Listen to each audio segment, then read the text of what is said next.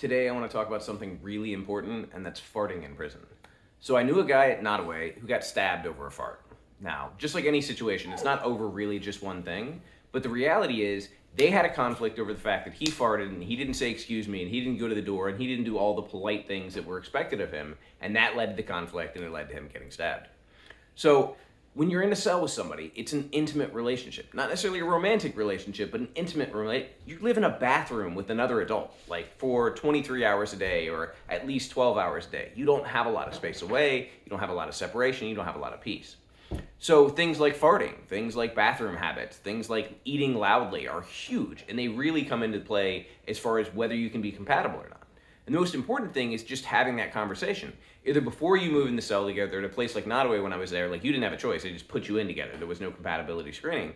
You sit down and you say, all right, like this is who I am, like this is what I expect and this is what I need. And some people would say things right off the rip like, yo, if you fart, you better go to the door, like, or we're gonna have problems. Other people are like, man, I don't care. Like it's just a biological thing. Like if it really stinks, I'll probably yell at you, but I don't care.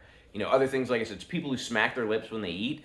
My God, I've seen so many fights about that because one guy will be sitting right next to the other one. He'll be on the bottom bunk, the guy me in the chair, and just smacking his lips as he eat. And the guy will just lose it. Like he'll keep telling him to, close his mouth when he chews, and then he'll do it for a second, and then he'll forget because he hadn't done it his whole life.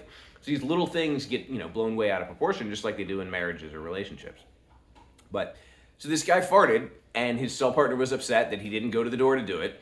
And again, this created this kind of cycle where then this guy's telling him what he has to do, and he's basically like, man, you're not going to tell me what to do. I'll sit here and fart right now. As a matter of fact, and it's insane because it's these kind of unrealistic and inhumane conditions where the smallest things get blown out of proportion, and then we get into our egos. Because when I was in prison, I didn't get there because I had like a really well-contained, balanced ego. I didn't get there because I was like, a healthy, emotionally, whatever person.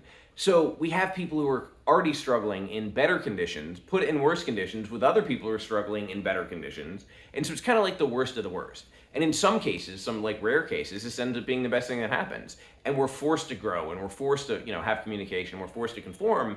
But in the worst cases, somebody gets stabbed over a fart.